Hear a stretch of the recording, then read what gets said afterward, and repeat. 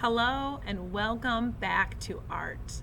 This is the fourth lesson in our series about African and African American art in honor of Black History Month.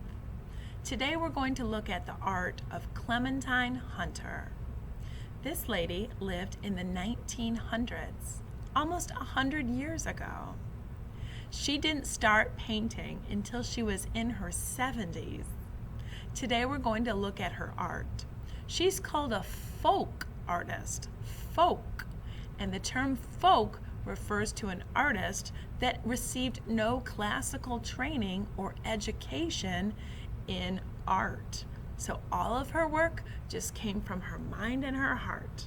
I hope you enjoy this learning opportunity. Clementine Hunter was born in 1887. More than 130 years ago. She lived and worked most of her life on a cotton plantation in the state of Louisiana. She did not start painting until she was a grandmother in her 70s. Clementine Hunter painted at night after working all day in the plantation house.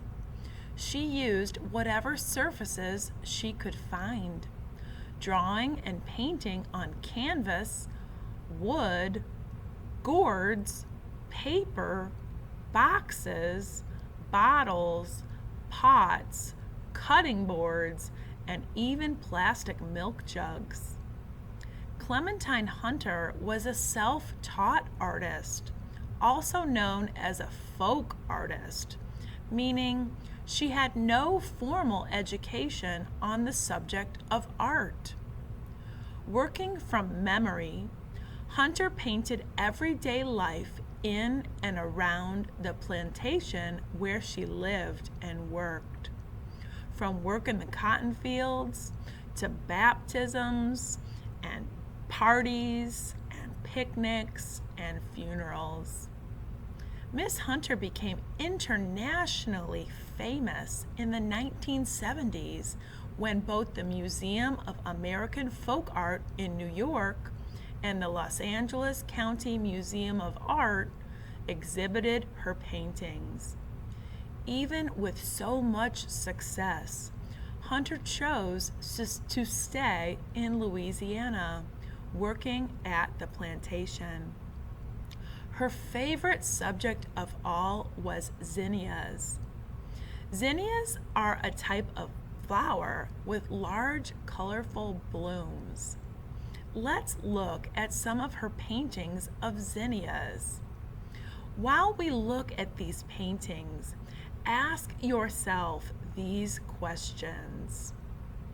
What do you notice about these paintings?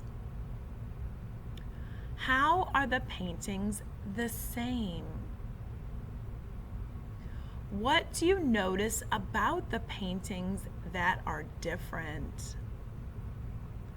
Do you like the paintings? If so, what do you like about them?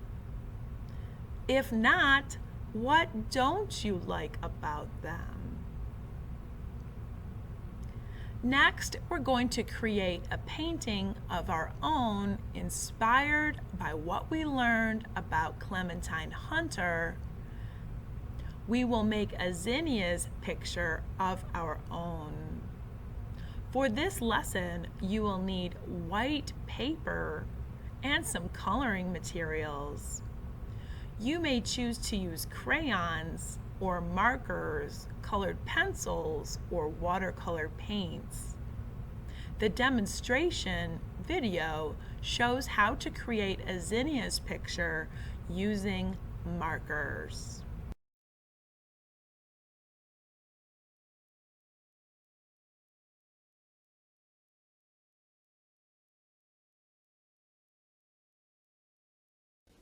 Hi boys and girls, I'm going to get you started on a Clementine Hunter inspired art project.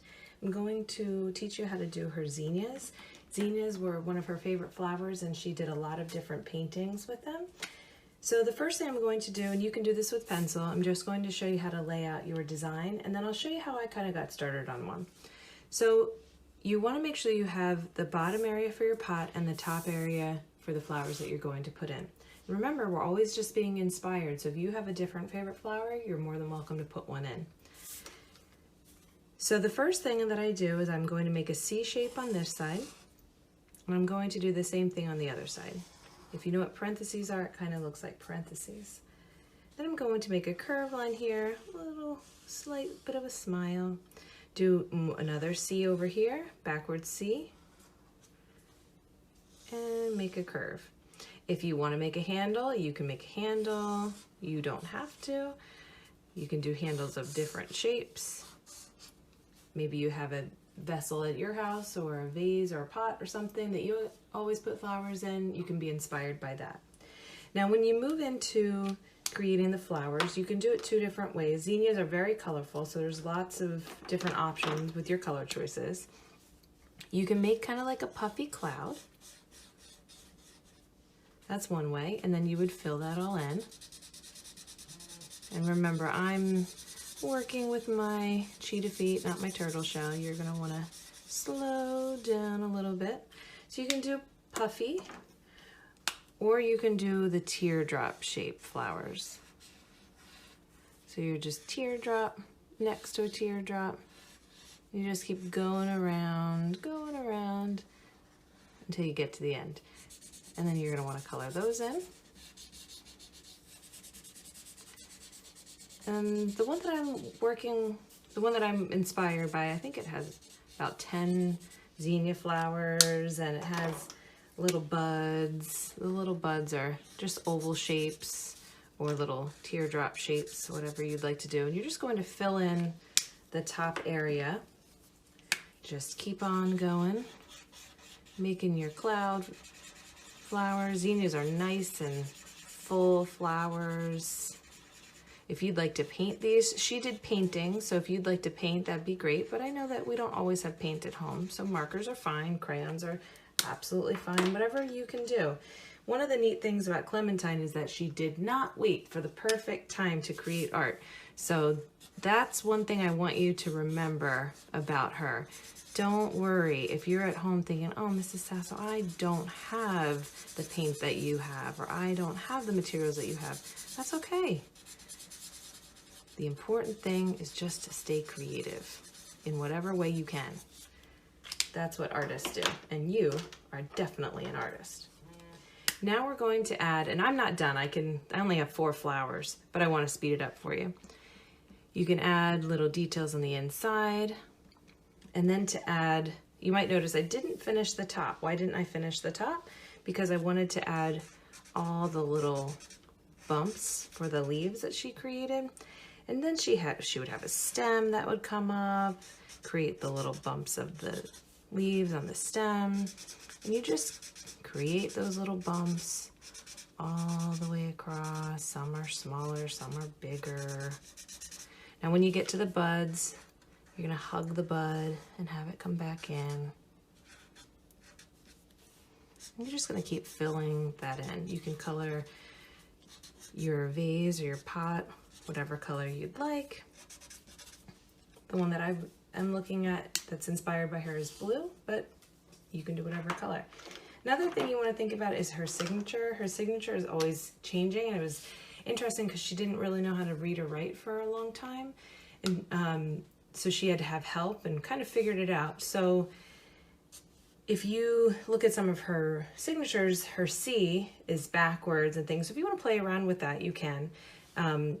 My first name is Margaret, so it might be hard to make a backwards M, but my last name is Sasso. So maybe just as a shout out to Clementine, I might make my S backwards and put my initials on there. So you can play around with that. You can do it upside down, or you don't even have to sign it. Clementine didn't always sign her works. This is one that I also started on. I wanted to show you a different material. So this is cardboard. So you can see I started off with the vase, I've been filling it in with the flowers and the buds, and then I started to color the background. And you can do that as well. But I wanted to show you what something might look like if you're not creating it on paper. And if you remember the book that I read to you, that is something that happened with Clementine. She used glass bottles and window shades, anything she could get her hands on so that she could create art. So if you are stuck at home and you don't have paper, see if you can find a box. Play around with it, practice your colors, and just remember, enjoy and stay creative. While you create your zinnias painting, enjoy the story Art from Her Heart about the life of Clementine Hunter.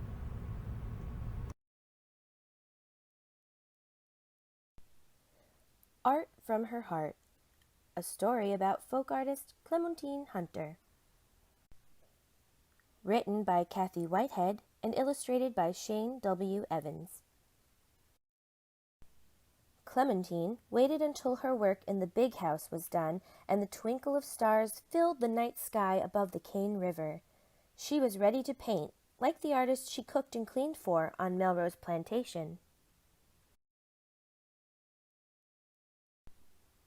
But she didn't wait for the perfect set of paints and canvas. She used the leftovers the artist gave her. Instead of canvas, she used window shades, glass bottles, black iron skillets, and old boards, whatever she could find. In the middle of her 100 years, Clementine Hunter had decided to paint.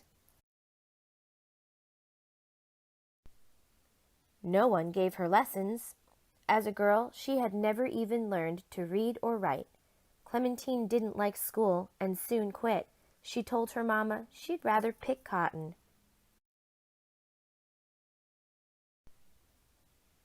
She was the oldest, but the smallest of her 6 brothers and sisters. Her nickname was Tibé, from the French words for little baby. She called herself Clementine when she was old enough to pick flowers and haul them home in a cart. When Clementine decided to paint pictures, she didn't wait for the perfect art studio. While everyone was sleeping, she created bright colored images in the dim kerosene light of her small cabin. She didn't wait to travel and seek inspiration in foreign lands. She drew the pictures in her memory, scenes of life on Melrose Plantation. Clementine thought back to days of dragging a 100-pound sack of cotton down endless rows while her children sat under a tree in the field. Memories of picking pecans in the fall in the big pecan groves to make extra money. She remembered wash days spent over black wash pots and clothes flapping on a clothesline. Long days of hard work and little pay. There were good times on the plantation, and Clementine recorded them also. Couples laughing and dancing on a Saturday night, like the dance where Clementine met her husband, Emmanuel. Simple joys, like scattering feed to a flock of hungry chickens. Fishing for catfish and bream with a cane pole on the Cane River to cook at a fish fry. Clementine enjoyed fishing at the river with her grandson, but she always fished from the bank. She didn't like getting in boats. Clementine painted special times on the plantation too. Pictures of a couple on their wedding day, graduates waiting in line for their diplomas, a paper that Clementine didn't receive until the end of her years, and children in white robes ready for their baptism in the Cane River. Her grandchildren walked into the water for their baptism. Happy days that Clementine loved to paint.